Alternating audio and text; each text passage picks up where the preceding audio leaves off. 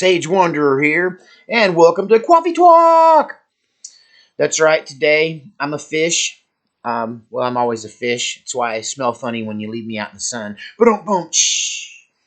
Okay, so today we're talking about John Titor's time traveling tale versus George Washington's vision. That's right, George Washington's Valley Forge vision versus John Titor's time traveling tale.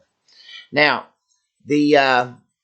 the story goes like this. George Washington, the first president of the United States and the general that led the colonial army to victory over the Brits beginning in 1776. It's why we have the 4th of July. I hope everybody's following me.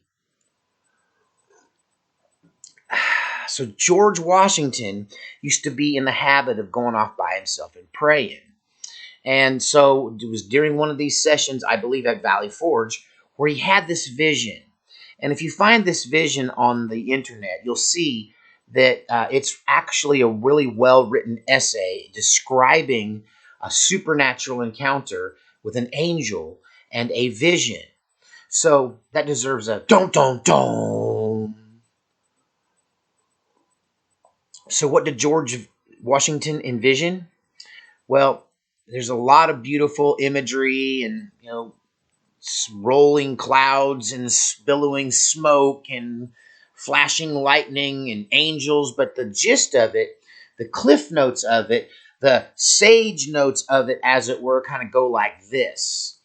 It seems to chronicle the birth of our nation, its growth through the coming century or so, its involvement in a civil war that is horrible and horrific, and then immediately blows over, and then America continues to grow, and then a conflagration in coming from other countries in the United States ends up being invaded. And all of the buildings that he saw and all the little towns that popped up and all the cities and all of that was all torn down, and the people of the United States were about to be overcome by foreign invaders. So clearly that part of the vision hasn't happened yet. But he did predict the coming Civil War of the 1860s. And in imagery as well, it seems like he predicted World War I and World War II and the conflagrations thereof. But in the end, he talks about the United States getting invaded by foreign invaders, and every town pretty much burnt to the ground, and all of us with our backs against the wall. And then suddenly something seemingly supernatural happens in this vision. Woo, after that long sentence, I need a drink. Hang on. So, after seeing this invasion and destruction of the United States, a supernatural event occurs. It's a blinding white light that suddenly changes everything. And from it, comes an angel with a sword. And it seems like the people of the United States suddenly rally and they overcome and repel the invaders. And then the happy ending is you see America slowly get rebuilt again. And all the towns that were once destroyed all built back. And everything's all good in the long run. So that's kind of an interesting vision that he had. And now, here's a wrinkle in that vision. There was 2 or 3 angels that appear at different times, different angels described differently in this vision, okay? And parallel that to a story that's told by another time traveler we've spoken about. No, not John Titor. Another time traveling tale from a young man who claims to have been a child time traveler, along with none other than Barack Obama, former president of the United States. That's right. This man claims that when he was a child, him and Barack Obama were buddies, and they time traveled together in a secret time traveling program brought forth to the world and created and developed and ran by none other than the boy's own father, who was in fact a Los Alamos, New Mexico secret underground scientist for the government. You can't make this stuff up. Don't. I know it's a lot of don'ts, but we're getting to the meat of the subject now. So you got this man, this full-grown man now, who claims in the 1970s to be a time traveler, and he claims it was him and Barack Obama and another time traveling child who met George Washington at Valley Forge and showed him the future of the United States of America. However, if that's true, the future invasion, was it a warning born from Cold War paranoia? So if the time traveler was a time traveler, a boy time traveler from the 70s and not an angel, maybe the invasion was a false warning, right? Because that's something they feared greatly in the 1970s, was being invaded by, the communists, which they kind of ended up invading us in a different sort of way. So anyhow, so that's one wrinkle. Now, let's line this up with John Titor. So, just to give you a quick summary there, if you're not up on your Titor, you probably ought to check into some other videos, other coffee talks on Titor on this channel. But in his storyline, there's a civil war in the United States that basically causes all of the other nations who are jealous of the United States and hate the United States to attack us while we're down, while we're weak, right? But it ends up working to the advantage of the country mouse, because in Titor's world, it's a war between the rural countryside and the intercities, kind of like Hunger Games, as it were. You've got your out-of-touch city dwellers, and you got the people in the rural areas who actually make things work for the country, and how they end up rebelling against the ruling class. And so that's what you've got in Titor's time-traveling tale, a man who claimed to be a time traveler.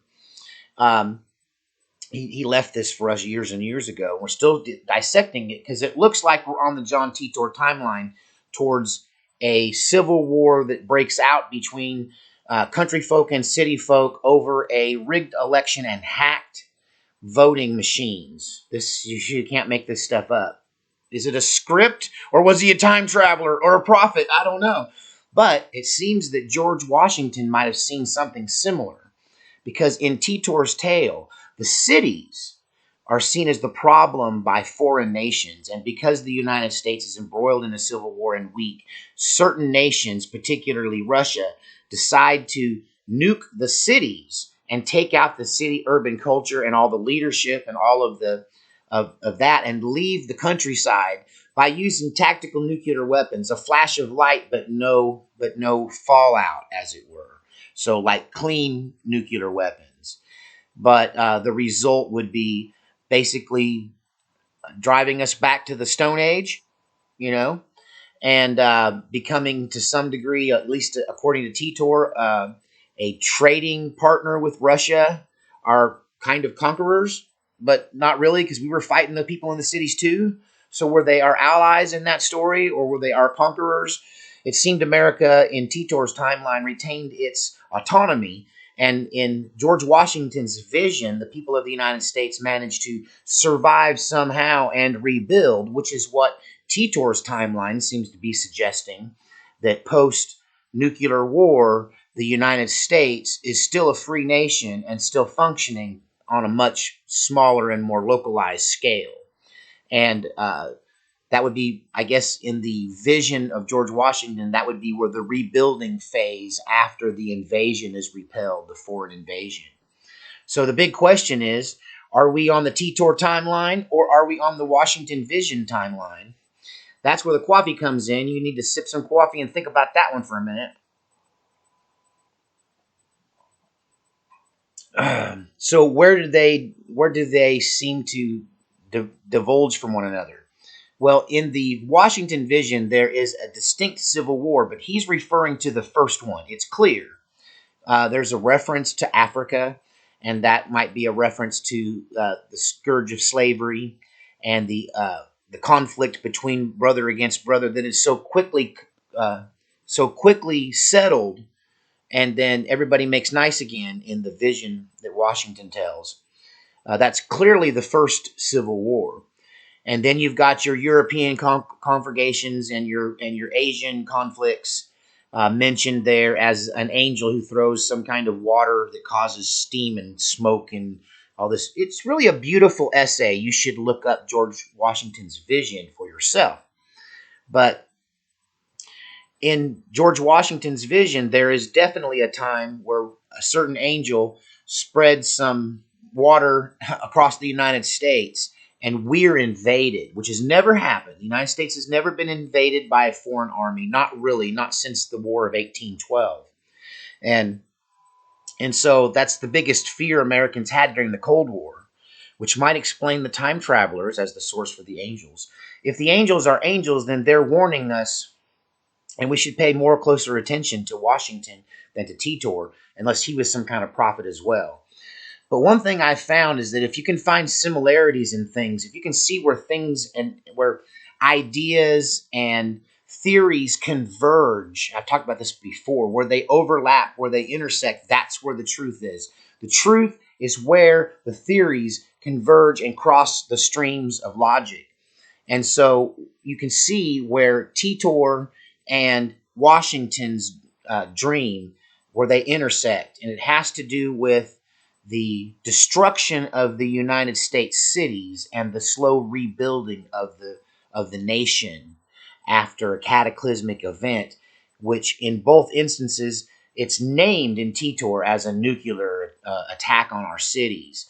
In George Washington's vision, it's some kind of angel that comes out of nowhere with a bright light, and that causes the troops to rally and give chase to the enemy and get them out of our country.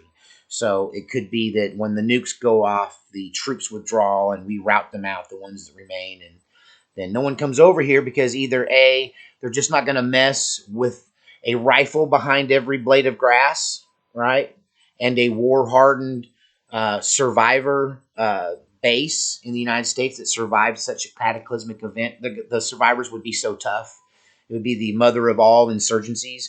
So they would probably, like according to John Titor's vision, just leave us alone and engage with us in trade on a state-by-state basis. So it's all very interesting. It's all worth having a drink of coffee and talking about. I did. So one of my viewers sent me this awesome coffee cup, which I really do like. It has the Pisces symbol on it, and everybody knows I'm a late February child. But it's making it impossible for me to drink all the coffee, because this big old mug full is like 2 cups worth full. So I ran out of talk before I ran out of coffee. I'm trying to slug it down. But tell me what you think in the comments section. Is there any crossing of ideas between the story George Washington tells of a vision and angels and this time traveling tale of John Titor? Or what about the time traveling children who might have been the source of the angels and the beautiful beings? I imagine a well fed kid from the 70s with fluoride, clear white teeth. I shouldn't get into fluoride, there's a whole conspiracy thing, but just, like modern dentistry and modern health probably might look like an angel to somebody from Valley Forge, where all his men are starving to death and being eaten up by the winter, And so a time traveling kid in a rainbow t-shirt might come across as an angel. I don't know. What do you think? What did George Washington see? And is there truth in any of it? Or are we just grasping at straws, looking into the impossible, trying to figure out what the heck's going to happen in this crazy world of 2020? We'll see you next time on Coffee Talk.